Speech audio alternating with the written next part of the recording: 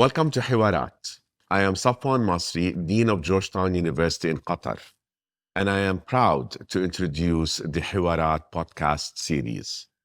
Hiwaraat, which means dialogues in Arabic, offers an opportunity for thought-provoking dialogues with a diverse range of experts. These dialogues span the topical to the philosophical, and they are about engagement with ideas that shape our world. Hello, and welcome to the Hiwaraat vodcast. I'm Jack Doherty, Executive Director of Strategic Communications here at Georgetown in Qatar. In this episode, I'll be in conversation with Muise Ali, an honorary research fellow at University College London's Bartlett School of Environment, Energy, and Resources, where he holds a PhD in economics and energy. His research on war-torn Sudan explores critical themes of governance and civil society. His work also focuses on food security, climate change in the MENA region and sub-Saharan Africa, electrification, and energy access. He serves as a research and policy associate at EarthNA, a center within Qatar Foundation focused on sustainability and policy. And here at Georgetown University, the courses instructed by Dr. Ali include a class on energy in sub-Saharan Africa and on social policy and development in the region. Dr. Ali, thank you for being here. Thank you for having me. So to kick us off, could you share a bit about your work at the intersection of policy, economics, and development, both in Sudan and internationally? Why this field? Why now? And how has Sudan's crisis over the years shaped or sharpened your focus? Thank you, Jack. So I come to economics from an engineering background. I did engineering in my undergrad. My master's degree was kind of half engineering, half economics. But then in my kind of mid-20s, I realized that I should have probably studied social sciences because I feel like they're much more interesting, at least to me. So then I decided to make that switch through the PhD. And then that kind of, and then after that, studying Sudan, looking at development came easy because I think that was my initial interest. And that was the push that got me to pursue a PhD in economics. And I'm from Sudan. Mm-hmm. I grew up most of my life outside Sudan, not for political reasons, but like others, I'm the son of parents who decided to leave Sudan for one reason or the other, because of political instability, because of career opportunities or whatever it may be. And so by default, you kind of understand this context that you grow up in. And then over time, as you grow older, you start asking questions and you start hearing answers that don't necessarily make sense to you at the time. And then you start reading out of interest. And, when you start connecting the dots, you realize that a lot of the reasons why you are where you are kind of interlinked. Right. So, for example, I was fortunate enough to be born to Sudanese parents who are educated, who went to, who got university training and then went on to do postgraduate degrees abroad, which is a very, very small percentage of the population. And so I had this privilege of understanding the political context that they grew up in, usually through oratory kind of, processes where you kind of ask questions, how did you grow up? What did you do when you were a teenager? Where were you in your 20s, etc. And so when they tell you these stories, they have to provide some sort of historical or social context. And then, then you start putting two and two together and a lot of stuff starts to make sense. And then if you're interested enough, you read more about it. And then at some point, at least for a country like Sudan, you start identifying certain problems. And if you find a problem that you are kind of either you relate to or a problem that you think this should not be the case, there's a solution to this, you start dedicating more time to it. Before we dive deeper into the war, which erupted in April of 2023, let's rewind the clock and look at the years leading up to it. What were the major political and economic pressures that were in the pressure cooker of Sudan that worsened after the fall of Omar al-Bashir's dictatorship? And specifically, how did the 2018 revolution and the 5 years that followed set the stage for the horrifying conflict that we're witnessing today? 2013 definitely was was a reaction to increases in prices locally, right? So in 2013, following the secession of South Sudan in 2011, Sudan lost a lot of its oil revenues. So overnight, it became a net importer of oil, where it used to be a net exporter of oil. And so there was a lack of foreign currency. The Sudanese pound started to lose value. And so this was going to have negative impacts on prices, i.e. upward pressure on prices. So prices would definitely increase, and prices across the board. Right. So the government decided to do, it slowly started introducing a subsidy regime, right, to keep prices stable at the pump so that the citizen does not feel it. And the government is driven to do this for political reasons, right? They want to stay in power. It's obviously a dictatorship. We had elections in 2010, but they were, just elections on paper. So there were a lot of incentives for the government to keep prices at where they were. Stabilized. Basically, right? So the pressure of subsidies started building up, right? Because subsidies creep into your government budget. And so they started building up in 2012. And so in 2013, the government decided to remove some of the subsidies. Could they just not afford to keep? Because they couldn't. Particularly after the lost revenues of losing your oil. At the same time, you're propping up artificially. Absolutely. Right. Okay. And so that led to increases in prices. And the increases in prices led to protest, right? But protests with obviously, very serious and, very well articulated and communicated political and social grievances, right? So usually the prices tend to be triggers, but then the protests have a very kind of political and social message, right? That we need to change things. So, at the time, the government was fairly comfortable. The outlook didn't look so grim. So they were able to kind of get political consensus within themselves and spent a lot of money suppressing the protests. But there were a lot of deaths and detentions, etc. And then fast forward to 2018, this time another round of subsidy removal, but this time for wheat. And so the government removed subsidies from wheat for the same reason that they removed subsidies from fossil fuels in 2013. And that increased prices. And so the first protest that came out in 2018 at Damazin in Blue Nile State, the slogan was, there was related to increases in the price of bread. But then Omar al-Bashir was ousted by his Security Council. And the idea was that the Security Council will then transfer power to a civilian government. And a body of political parties called the Forces of Freedom and Change kind of presented themselves as representatives of the Sudanese population or the civilian movement. And they started negotiations with the Security Council.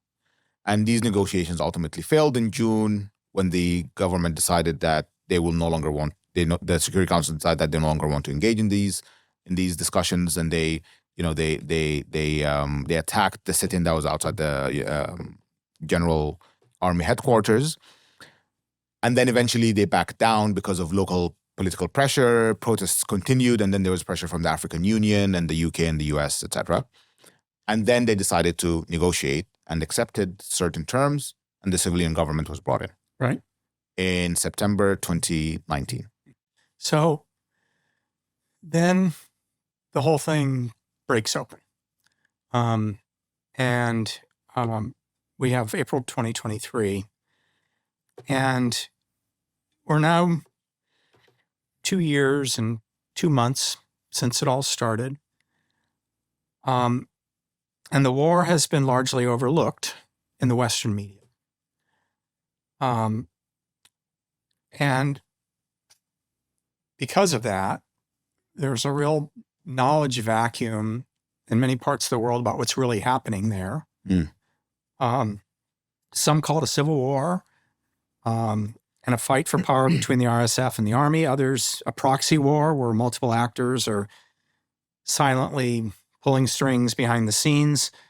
Could you walk us through the main triggers of the war and help identify the competing narratives, and to the extent you're able, help reconcile those narratives? This is very complicated for somebody who's sort of new to this. Yeah. To figure out who's clearly the good guys or the bad guys, or all these different actors in this mix. It's hard to get one's arms around it. Yeah, I mean, I think explaining Sudan's situation from a good versus bad perspective would lead you to some erroneous conclusion about who's good and who's bad. Which is the classic Western media framing. Exactly. Which is one of the reasons the narrative is so frustrated. Absolutely. That they haven't been able to figure out how to sell that story simply to their audiences around the world. Exactly. Help us understand why it's so complex. I think what is important to understand is, if you're new to the context, is that there are historical reasons. Right. For why Sudan is where it is today. And there are more recent, at least more recent kind of historical reasons. What are the old drivers and what are the new drivers? So the old drivers are related to, the British style kind of colonial administration of the country at the time. They kind of divided the country up and they governed certain regions differently. So the north, which was kind of dominated by Nilotic tribes and some majority Arab tribes in the east and around the Nile, was given priority in terms of infrastructure, education, etc. The south was blocked off, which was new to Sudan, because the north and south traded all the time, right? And then the administration of the West was also different from the administration of the North, which is technically the center. Mm-hmm. And so the North and the center, the predominantly Arab, and then you have the Nubians in the far north, they got most of the benefits of British colonial administration. And so in 1956, when Sudan gained its independence, you had this country where there was a certain part of the country that was much more developed, much more educated, significantly better equipped to kind of manage itself, right, than some other parts of the country. Right. So that was one kind of minor thing compared to the kind of the political implications of what happened eventually. And so that was one of the reasons why the South Sudanese decided that they want to rebel against the central government and the Anyanya movement in 1955. So the first civil war in Sudan started the year before the independence. So right in 1955, and that ended in 1972, and then started again in 1983.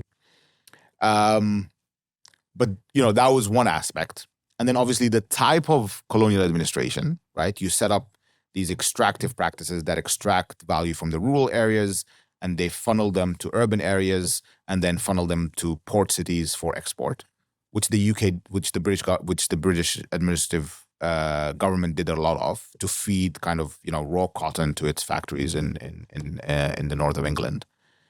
And so you had this structure where a lot of the benefits of the state post-independence were going to this small group of people around the Nile. Mm-hmm. And these are benefits in investments, in healthcare, in education, and other obvious privileges.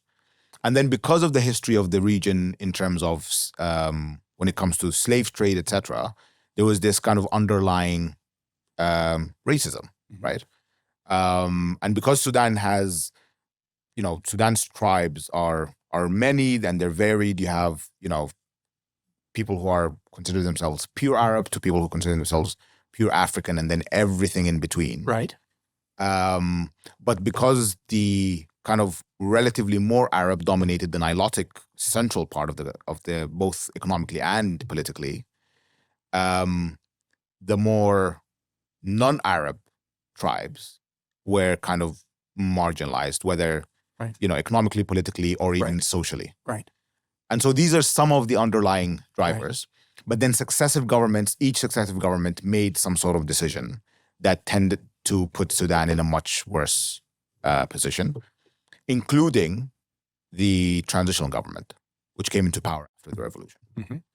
And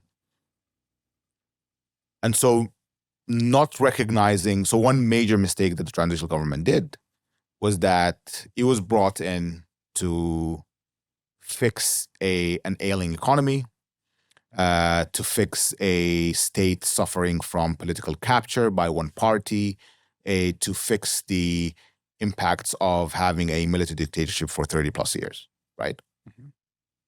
And so instead of looking at the problem from a political perspective, right?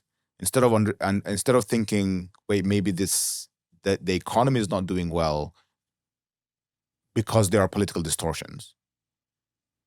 And instead thinking that the economy is not doing well because there are economic distortions, that put them on a specific path to finding a solution. So once they decided that this is an economic problem, and hence I can have a technical answer, right? And they brought in technocrats, which were all the prime minister was a technocrat, the minister of finance, the minister of social welfare and labor, the minister of foreign affairs, etc. People who know economics and they know health policy and they know social policy, but don't know politics. And people. Right? What? Right. That was a major mistake. Right. And you can see it in the way the government approached Sudan's problems. So seeing that you had a massive subsidy regime, for example, which was put in place for political reasons, right? Their immediate solution was that we need to remove the subsidies, right? Not thinking about... That was a math problem to solve, but not a social problem to solve. Exactly. Right. So it made economic sense on paper to remove subsidies because you're spending 30% of your annual budget on subsidies. And, and so they thought, okay, I'm spending 30% of my budget on subsidies. I'm running a budget deficit. And the way I'm running a budget deficit is that I'm printing money from the central bank, which eventually increases the money supply in the economy, which devalues the Sudanese pound. I need to stop all of this. And the way to stop all of this is to remove subsidies so I don't have to print money. Right. Without thinking about, okay, what would happen if I remove subsidies? And there's an interesting link between the impact of the subsidies and the exchange rate unification, which was one other policy that they implemented on prices, and then immediately almost on the political coup that happened in October 2021, right? A year and a half before the war, and the rhetoric and the narrative of the coup leaders was linked to the economy, right? So when Al Burhan put Hamdok in house arrest, he came on TV and said the civilian government failed in managing the economy. Right. And that was their narrative. And so everybody knew it had nothing to do with the economy, right? Everyone knew that this was, these guys were, they tolerated the civilian kind of agreement long enough. They were never willing to give, to transfer power to civilian window rule. Dressing. Yeah. But then because they were given an opportunity by the civilian government, because they did manage the economy badly, they used that as their narrative. And, if I was Sudanese, I would have probably bought it. Let's start looking back at sort of legacies of corruption. Given your work on economic planning and reform, what forms of corruption, similar question, have emerged or deepened? And for ordinary Sudanese people, whether they're still in the country or they have fled, how does this legacy of corruption ensnare them or impact them or inhibit their ability to live fulfilled lives? I mean, historically, Omar al-Bashir's regime adopted, initially when they came to power in 1989, they adopted this policy of tamkeen, which means empowerment, to members of at the time, the National Islamic Front, and then which eventually became the National Congress Party. And this empowerment basically put members of the political party or people with allegiances to the political party in key government positions, or gave them key positions in state-owned enterprises. And the idea was to economically empower members of the party. So there's a difference between political empowerment and economic empowerment. And I think what they realized that... Explain the distinction. So the distinction is that with political empowerment, you're close to the economics, to the political circle. So you can influence policy. If you run for a parliamentary seat, you might be able to get traction in your campaign, etc. Economic empowerment, then you put people in important positions across the economy. So it's not just, gaining political support throughout the country, but then you now have people who are economically dependent on you because all of your, political allies are in key economic positions. Mm-hmm. And the economy is important because people rely on the economy for their survival. And so I think what they realized was that past regimes or governments in Sudan, including the outright dictatorships like Nimeire's dictatorship between 1969 and 1984, they were negligent of the economic part, right? They had kind of, they controlled the political narrative. They had political hegemony over all state institutions, but they did not care about the economic aspect. And so this was a key turning point in Sudanese politics, where the government is not only politically powerful, but also, or the governing party is not only politically powerful, but is also economically powerful. Mm-hmm. And so then that gives you this kind of opportunity to also start influencing other economic actors. So previously powerful economic actors, you can be on the same kind of position as they are. So a lot of the private sector players in Sudan were kind of coerced because now the government has these very powerful, economically powerful people. And so one other thing that this empowerment policy did was that it created these really economically powerful people to rival existing private sector players. Right. So that lowers the economic power of existing private sector players. So then it means that it is now very much in control of the country, both politically and economically. So in terms of financial or administrative institutions, is there anybody who's able to offer help and support to the people who have been massively disrupted or displaced by this war that are still in Sudan? So in a lot of cases, the civil society has kind of stepped up to fill in the void left by the government. Okay. Across Sudan. Okay, great. And because of the disruption in kind of government spending, in government revenue, in state transfers due to the war, a lot of states have much less money to kind of use for public services. Right. So these civil society organizations have stepped in. Okay. A lot of them local, to the point where they operate at the neighborhood level. A lot of them national, a lot of them diaspora civil society organizations. And these today serve as kind of the lifeline for most of the communities who of the people who decided to stay, even in conflict regions like Khartoum and Darfur, where most of the intensive fighting is happening. I think most people who are optimistic are probably optimistic because they see these entities operating on the ground where technically there shouldn't be anybody operating. And they seem like they're full of energy. They seem like they're doing an incredible job. They're extremely efficient with the resources that they have. They're extremely transparent with their resources. Some of them have Facebook pages where they publish on a monthly basis how much money they received from the diaspora, exactly what they used the money for, how much money they have left.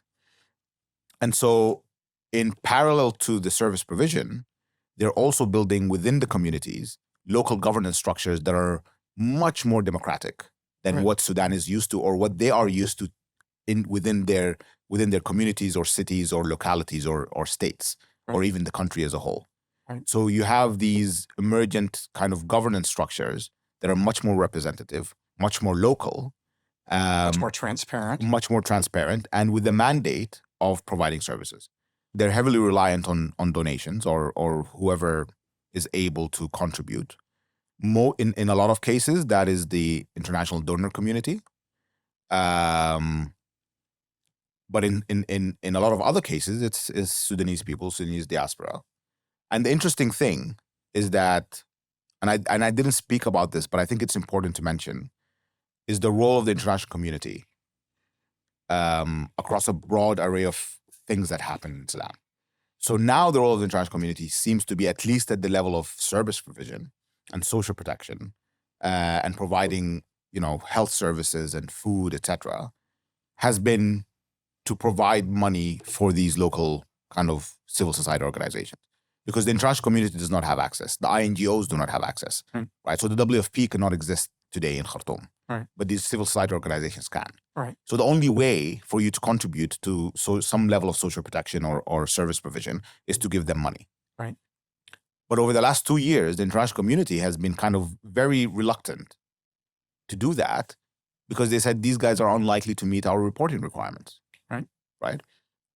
And like I mentioned, a lot of these entities have their own reporting requirements, right? They are much more they're actually more, some of them are more transparent than what the international community and the INGOs and the WFPs and the donors require of their, recipient entities and that links to the kind of the international community's view of the problems in Sudan and their understanding of the context, of the Sudanese context, which brought on some of the problems that happened during the transitional period, right? So during the transition period, remember the technocrats that I mentioned earlier, who came in with a view that this is a technical problem that we need to solve with pen and paper. The international community had the same view, right? So the FCDO, USAID, etc., all conditioned their aid on this technocratic government, abiding by the conditions brought forth by the IMF. And if you look at the conditions brought forth by the IMF, and you compare them to the conditions that the IMF put, to Ghana for a an extended credit facility for Ghana to solve its economic crisis, is almost exactly the same. It's the same one that they put to Pakistan. So just like the technocrats who came into power, the IMF, the donors, the World Bank were completely agnostic to the political reality on the ground. And that is one of the major kind of factors, at least in my view, in creating the conditions or the conducive conditions for the political coup to happen in October. I mean, I'm not an economist, but one hears for decades about these technocratic approaches that are exclusively viewing complex human relationships as math problems to be solved. And you just want to say, how's that working for you? It is demonstrably not successful. And so the answer seems to be to double down on it. Absolutely. It's just crazy. Absolutely. And this was actually the case. So the IMF, set a list of conditions for the government to abide by. And then the donors were like, okay, we're going to wait for the IMF to decide. And the IMF's decision was ultimately based on whether the government agrees to these conditions. And the conditions were fossil fuel subsidy reform. But since they saw eye to eye with the government on that, they removed it because the government promised that they were going to do it anyway. And then exchange rate unification, which also has massive inflationary effects. And, other kind of cosmetic changes like, more transparency in your central bank, in the accounts of the Central Bank of Sudan, changes in some sort of governance regulations. But these two, like the subsidy reform, the removal of, and the unification of the exchange rate, would have massive political consequences. And it was obvious. You can pick up any book on fossil fuel or any paper or any blog post on fossil fuel subsidy reform, and the first thing you will read is that subsidies were removed overnight. There were political protests. Right. Even the World Bank advises that you do subsidy reform over 3 to 5 years. Right. And when the government was dead set on doing it immediately, even the IMF was like, this is kind of risky. But then they still stuck to their other conditions. Right. So, so it was like a technocratic solution, right, kind of supported by similar views from international organizations who were refusing to budge. So they were extremely practical when it came to the politics. They thought a partnership between the military, which the civilians didn't want, and the civilians to be feasible. So they were extremely practical in that sense, that yes, maybe a partnership between the entity that people are trying to get rid of and the people's representative might work. But when it came to the economics, they were extremely impractical. They refused to concede their position. Right. Which is, I don't know if it's odd or ideological or what the driver is behind it, but it's very obvious in a lot of their approaches towards that. Got it. So in the time we have left, one last sweeping and probably unanswerable question. What is it you hope for? What is it you really expect? What could you live with as a solution that would be better than where we started? I don't know what I would live with. I am hopeful because of very specific efforts by very specific people. The broader picture, I am less hopeful about. And I think I'm less hopeful because I myself have no idea what a solution might look like. There's a new prime minister.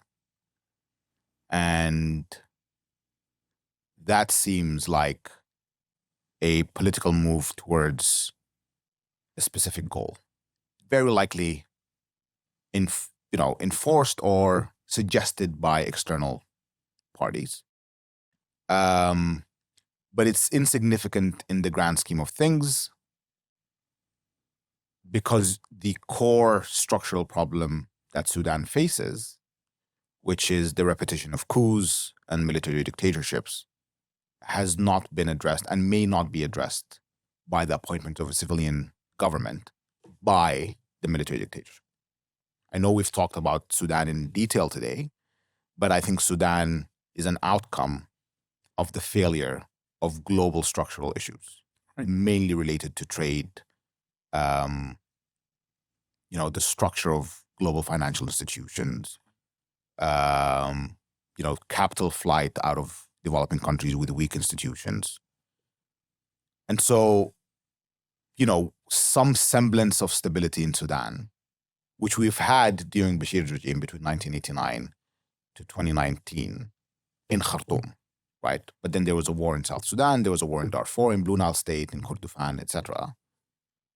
But that semblance, that stability will probably satisfy a few number of people who've lost out a lot, mainly people who benefit from that semblance of stability during Bashir's regime.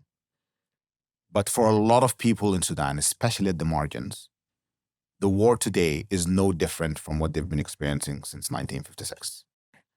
And so I think I think my optimism will continue because I see efforts on the ground. I hear about them. I study them.